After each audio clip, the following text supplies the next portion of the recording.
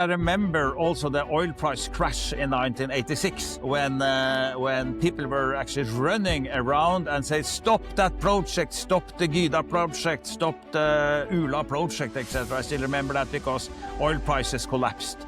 So of course I feel that I've been living with the energy industry for my whole entire professional life. Sometimes I get this question, why is it to have had so much success? And then I'm thinking, so much success? What I really remember is a lot of the failures. So it was a lot of failures all the time. And so it was 6 failures for every success. How do you see it's happening in the next 5 years if you use that time horizon? Yes. Okay. Currently we are investing about $900 billion in oil and gas. And we are investing slightly more than $1 trillion in new green energies. I think oil and gas has had a comeback in terms of investments, and it will be quite high, but it will be plateauing.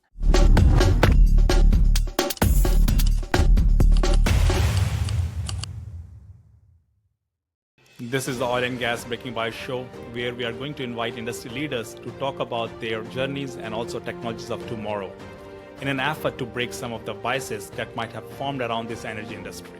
Hello, everyone. I hope you are happy and healthy. I'm Ananja, and you are listening to the Oil and Gas Breaking Bias show. Today, I'm happy and excited because we will be joined by Jarand Rystad, who is founder and CEO of Rystad Energy.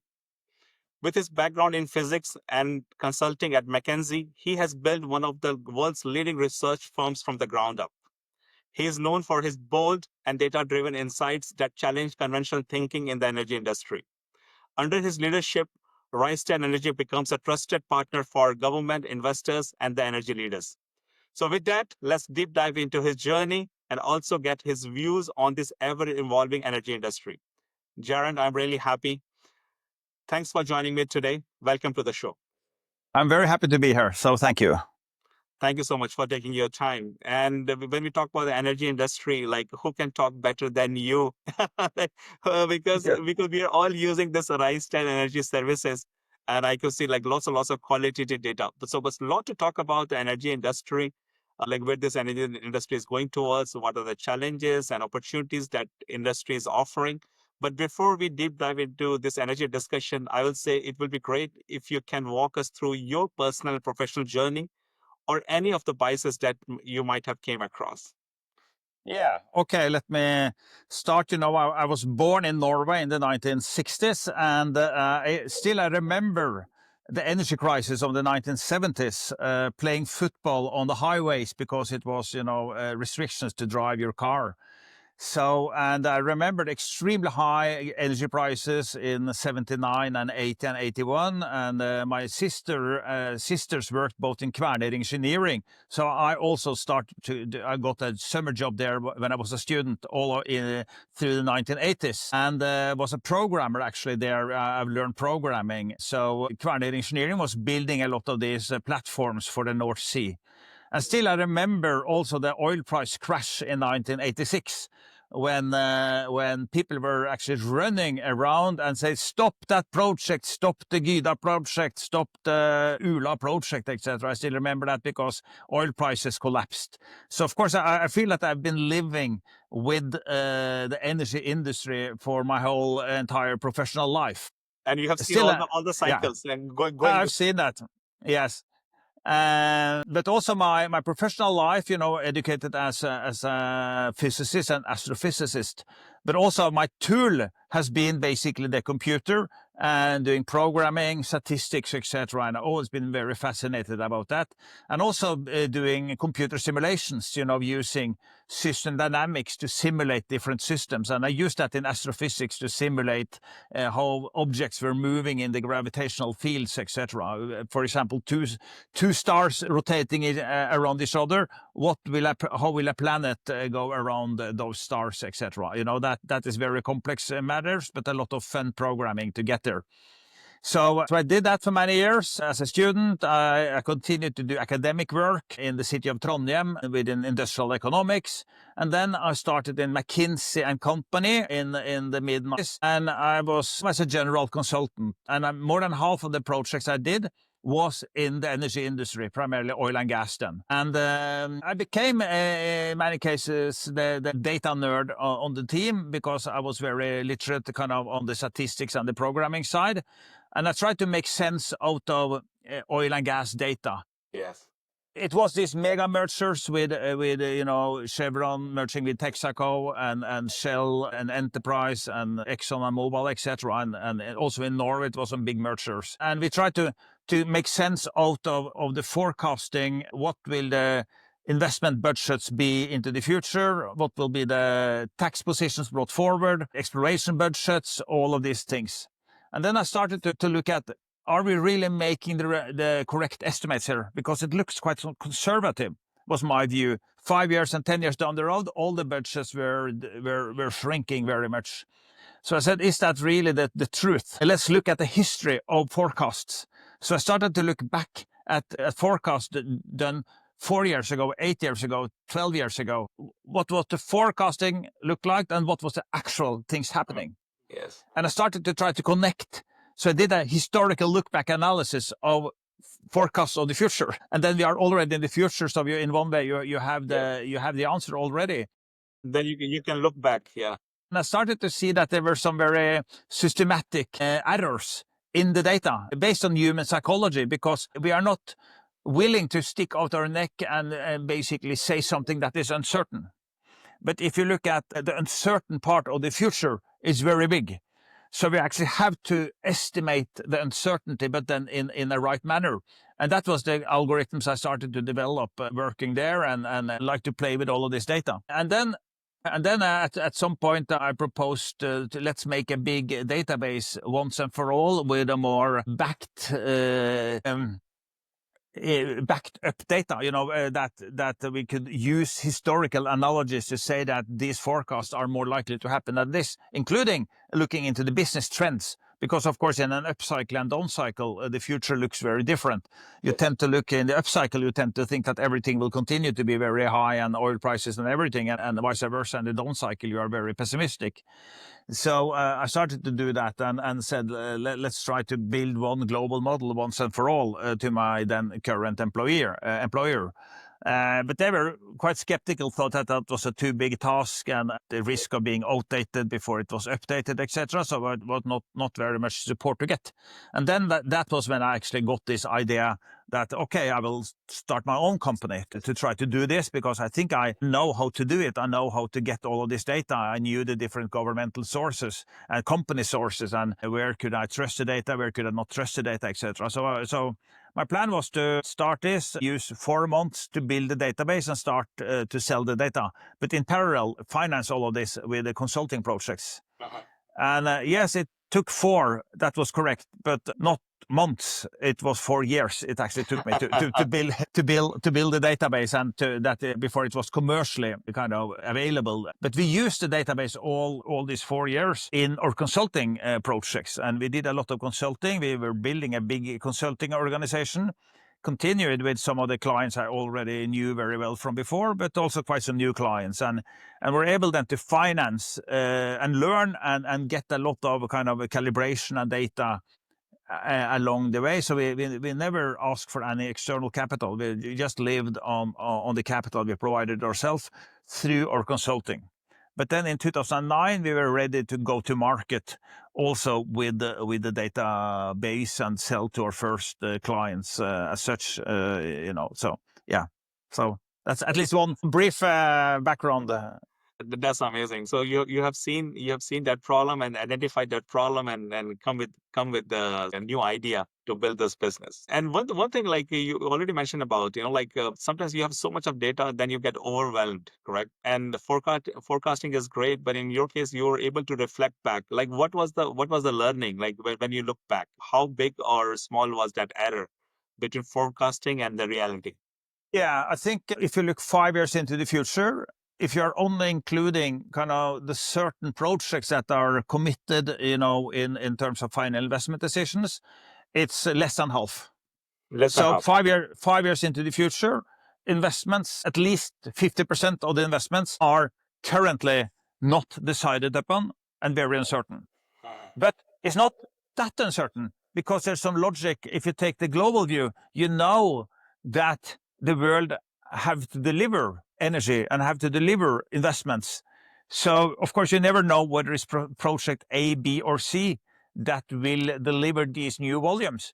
But you can actually be very certain that you need at least, let's say, 60% of the capacity from these three uncertain projects, and then you can do some risking.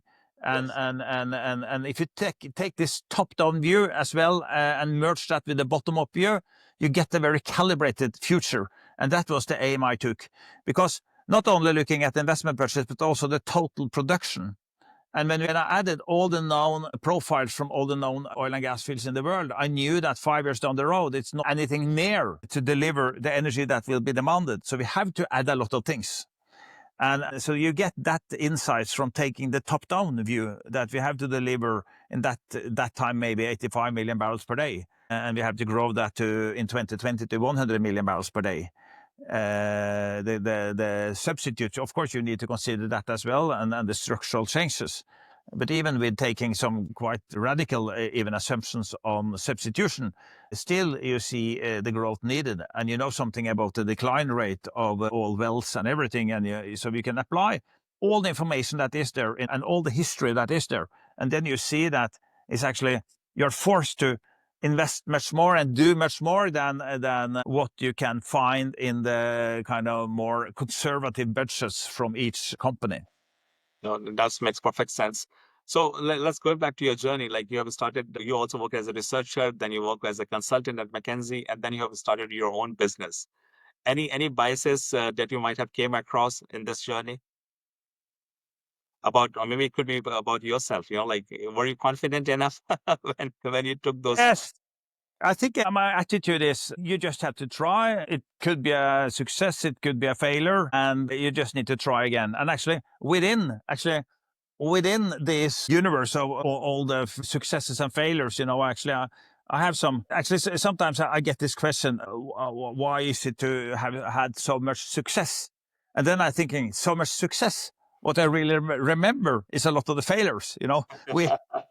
I tried to go to one. I told you that we were selling consulting projects, and of course I had quite some relationships, but also I had a lot of pitching ideas. I thought I had the best ideas in the world for new mergers and acquisitions and everything. And I went to management groups, and I got no. We don't trust you. We don't. Yeah, it's good data, but you're not famous enough, so we cannot use you. Blah blah blah. So it was a lot of failures all the time. So it was 6 failures for every success. But you just have to continue to try and not really be too sad and go home and cry in a way when you get the turnout or you punch in your face. When you get the punch in your face, you just have to try again and try a new angle and not try too hard with those that are rejecting you. Rather try to find new clients or new customers or new geographies or new products. So it's about being flexible and having many pieces of bread in the pond where the fish is, and you never know exactly where it is going to bite. But you have to maintain the different activities so that it's attractive enough that the fish want to bite, and then suddenly they start to bite here and they start to bite there. Not always where you expect it to happen. Yeah, this is one of the learnings I've had. That's amazing, and you already highlight. Sometimes we have a self bias. We start to give it up, that easy. But as you have mentioned, you need to be flexible, and maybe one door might close, but there are many other doors that you should knock, and those opportunities can bring some success. Absolutely, Yeah. absolutely. So yeah, it's about that. Yes, no, that's great. So we talked about this energy industry, like as we all know, you monitors and tracks this industry very closely. Where let me ask you, where this industry is going towards, what opportunity and challenges that we see in the short term and the long term, and how can we ready? Yes, of course, energy industry is in the middle of a very big transition.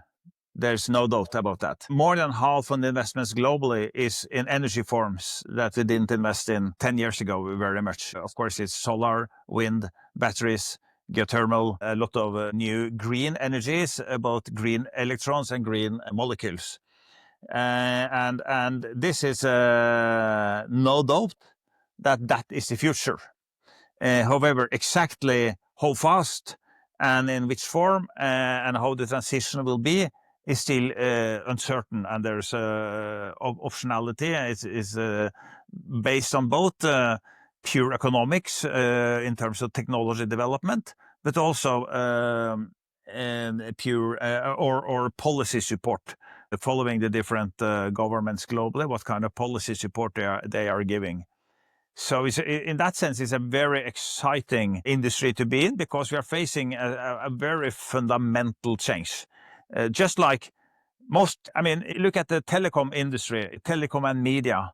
They have also been through a complete transition from the 1990s.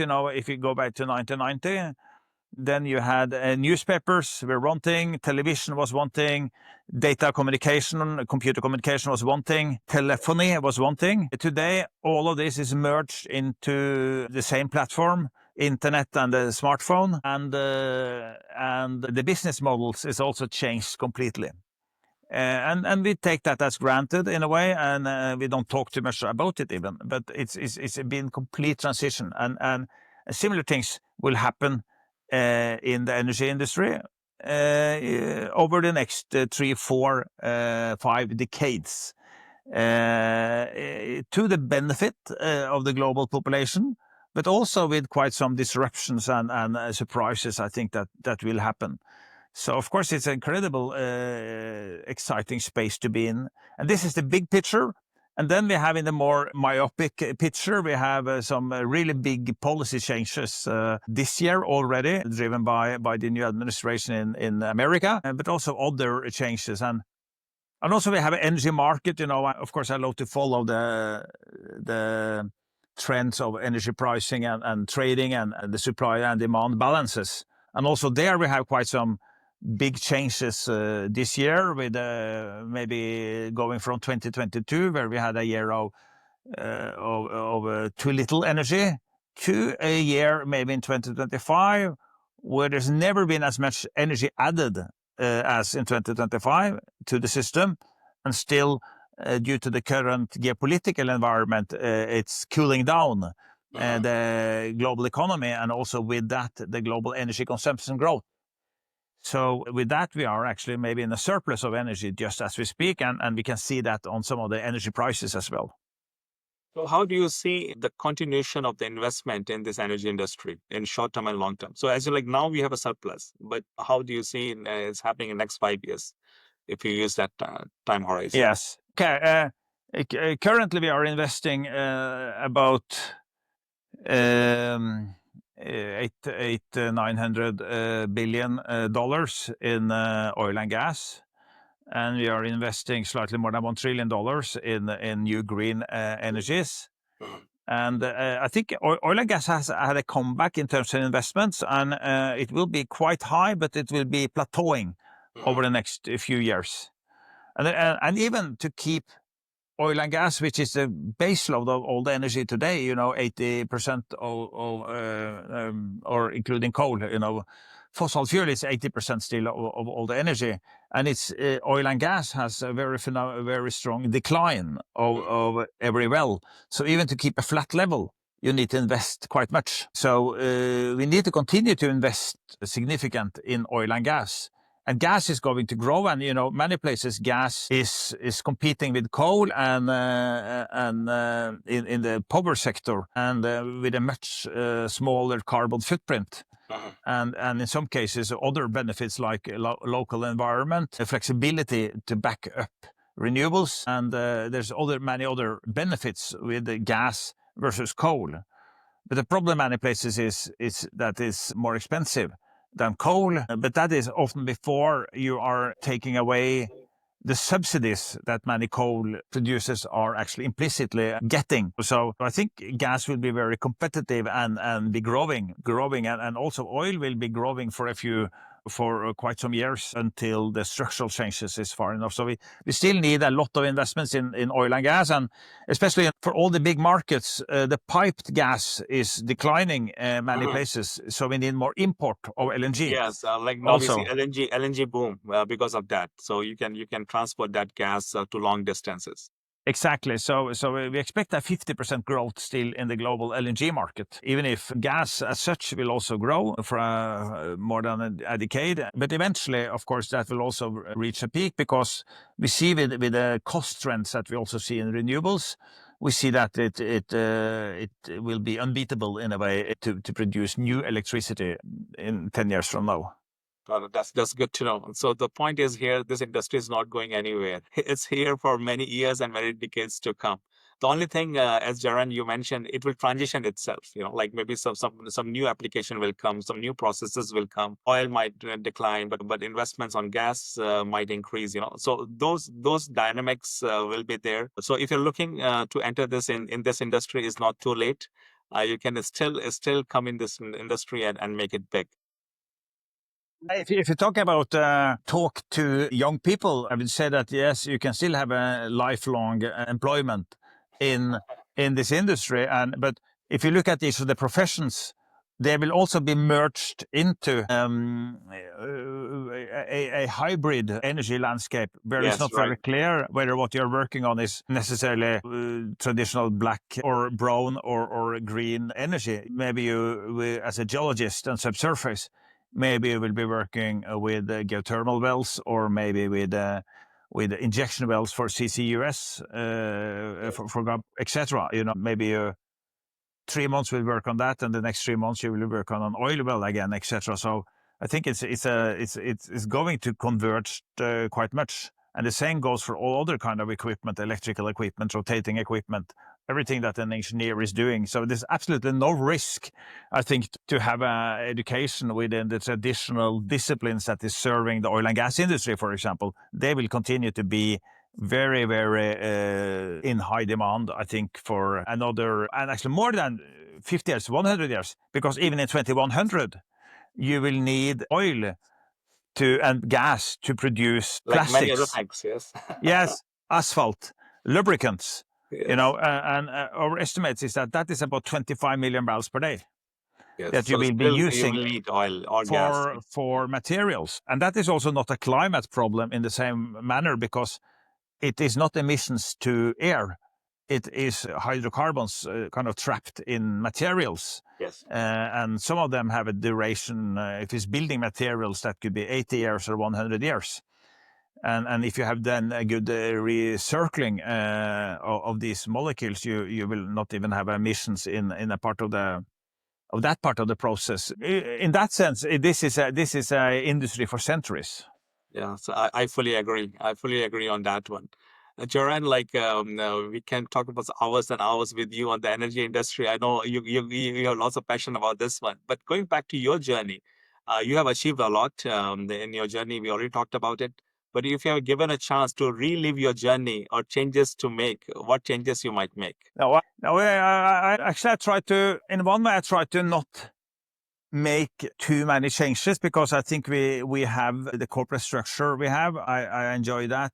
We have been able to grow to the size we have today, 50 people and a significant revenue, without any external capital. So I think that recipe has been successful. I'm happy I haven't need to spend a lot of time keeping a private equity players happy or something. So in that sense, I enjoy that there's not going to be any change, on that. Yes, but of course, new generations is coming up in the company, in the management, is a gradual change that is happening. So, and also we are, for the first, let me say, 15 years of the company's history, we were focusing only on oil and gas. But then we saw that there was so much happening in all the other parts of the energy system. So we started then to explore, all the clean tech, renewables, all of that. I think that was a very good move. Of course, that has a very significant part of our business today. And also to understand the energy system, because it's going to be much more integrated energy system in the future. So you cannot understand the energy system if you're only understanding oil and gas or only understanding renewables. You have to look at it in an integrated manner. And I think we have been quite successful in doing that. And that is a change that we made to the company. So, but also, we are discussing that because some big corporations, they have a tradition to rotate people in positions. And some cases, I think they're maybe too eager to do that too fast. So people are only in 2 years in one position, and then they're going to a completely different business, within the same big corporation.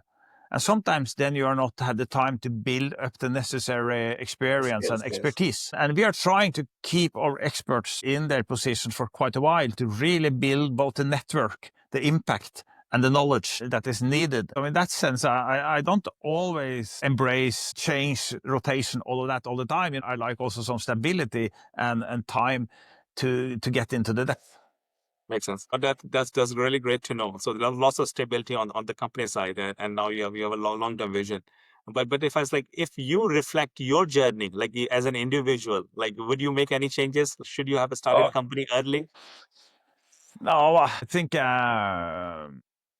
I think I needed the experience I had. I needed to have a little saving so that I could at least live 18 months without any salaries, etc. That that I did when I started the company. You have to be able to take some risk, pay some other people a little bit to join you, etc. So the answer is no. I don't really regret a lot It of was what I've all done. part of the journey, like all the learnings and everything, like the timing, everything. It was all about the learnings.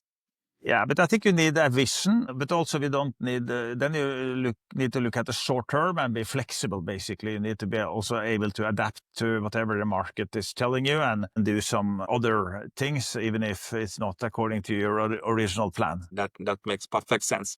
But that also brings us to the rapid fire round. So I'm going to ask you some question. Let's see how well you can handle those questions. Okay. Are you ready, Jarand? Yeah.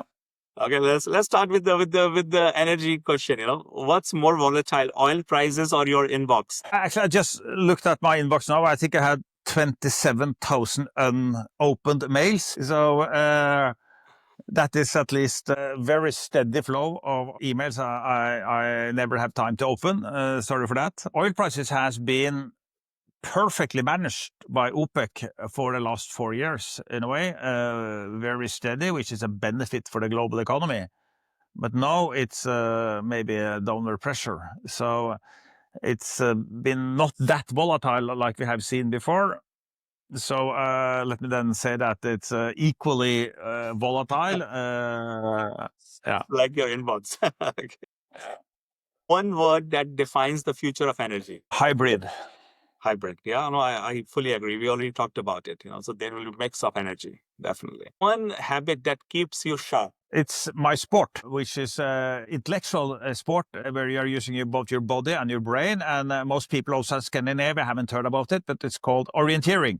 So we are running in the forest, finding some specific flags with an electronic device on, and you have to do that as fast as possible. And you have to take all the decisions yourself on where to go.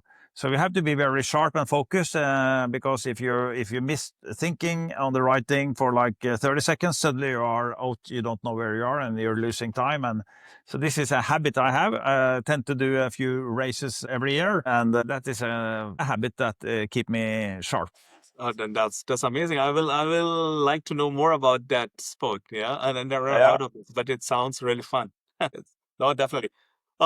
Most underrated energy market right now. I think maybe still solar, because solar has the biggest potential. So even if people have high thoughts about it, still maybe not high enough. There's still a long way to go. It's still a huge potential, yes. And what about geography? Like we talk about continents. Well, China is of course growing the fastest in new energy. And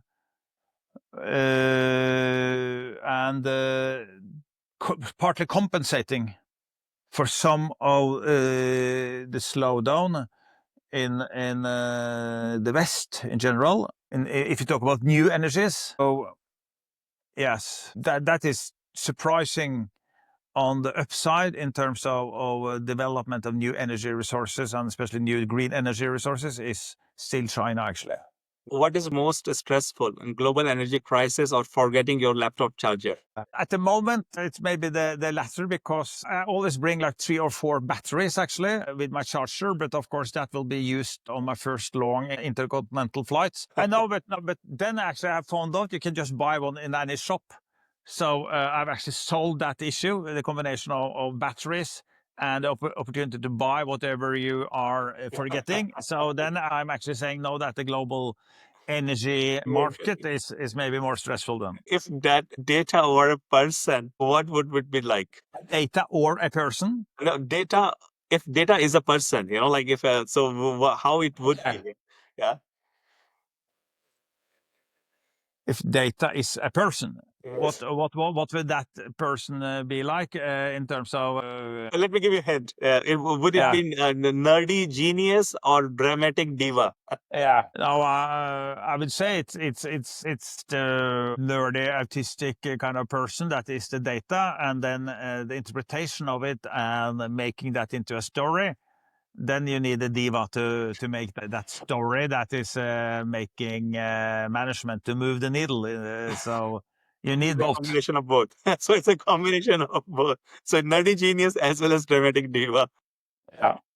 That's interesting. No, thank you so much, Jarand. That was really good. And how you tackle all these problems from your inbox to charger to the data. That was really good. Thank you so much. And let's moving on here. We are almost at the end of our discussion today.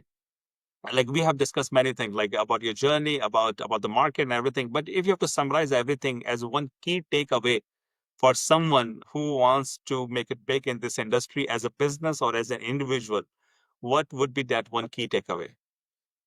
I think just to take the current situation in the energy market, which is maybe oversupply of energy, a downward pressure of energy prices, and also downward pressure on valuations. That is a threat for your cash flow and for your current assets, but it's also an opportunity to buy into assets that are attractive long term. So think about your long term vision and try to have some savings to take the opportunity to be opportunistic. So think long term and be opportunistic to take the advantage of the crisis is maybe what I Makes would sense. So you say. can have opportunity in the crisis, so that's Exactly. always the case, and you have to act when that opportunity comes.